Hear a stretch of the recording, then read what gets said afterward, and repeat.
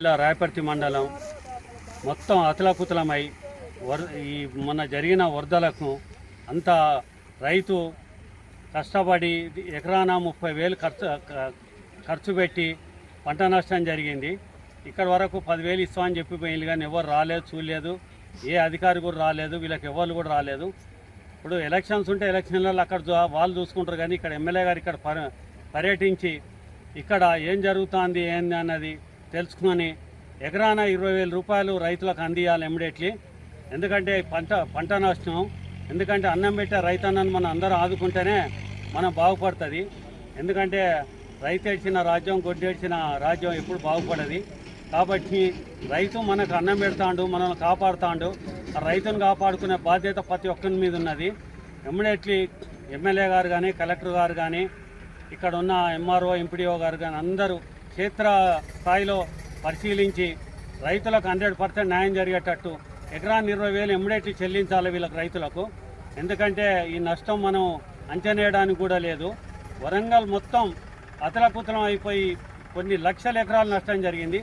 అందులో వరంగల్ జిల్లాలో రాయపర్తి మండలం అంచనాలకు అందకుండా పెద్ద ఎత్తున నష్టం జరిగింది. కాబట్టి ఇమ్మీడియట్లీ ఎమ్మెల్యే గారు, కలెక్టర్ గారు, ఎంపీడీఓ గారు, ఎంఆర్ఓ గారు అందరూ వచ్చేసి క్షేత్రస్థాయిలో పరిశీలించి ఇమ్మీడియట్లీ వాళ్ళకి చెప్పడం కాదు, ఇమ్మీడియట్లీ వాళ్ళ నష్టపరిహారం కూడా అందించి వాళ్ళని ఆదుకోవాలని మా బీఆర్ఎస్ పార్టీ నుంచి నేను డిమాండ్ చేస్తున్నాను. నా పేరు ముప్పిడి సోమనర్సయ్య, తండ్రి పుల్లయ్య, మా గ్రామము ఊకళ్ళు.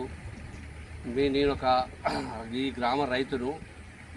నాకు మొన్నటి తుఫాను ప్రభావం వల్ల నా పొలము ఎకరం 26 గుంటల పొలం, దాన్ని పూర్తిగా నష్టం జరిగింది.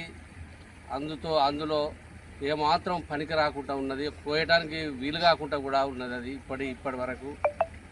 అందుకని మాకు ప్రభుత్వం నిర్ణయించిన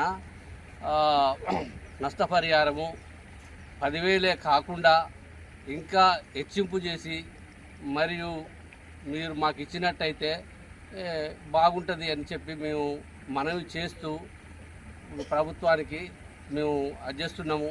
ఇప్పటి వరకు మా గౌరవ ఎమ్మెల్యే గారు గ్రామానికి కానీ మరి ఎక్కడికి ఇప్పటి వరకు రాలేదు, చూడలేదు.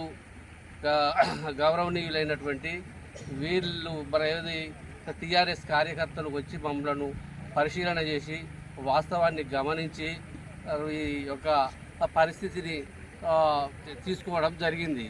అందుకని మాకు నష్టపరిహారం ఇచ్చి మమ్మల్ని కాపాడతారని ప్రభుత్వం వారికి మనవి చేస్తున్నాము. ఎనలేని వరద రావడం వల్ల అనుకోని పుట్టకొచ్చి పోసే టైంలో వర్షాలు పడి రైతులకు చాలా ఇబ్బంది కలిగింది. మరి ఇప్పటి వరకు చెప్తుంది గ్రామ పెద్దలు చెప్పారు, ఏ అధికారి రాలే, అధికారి కూడా నష్టపరిహారం రాసుకొని పోలేదని.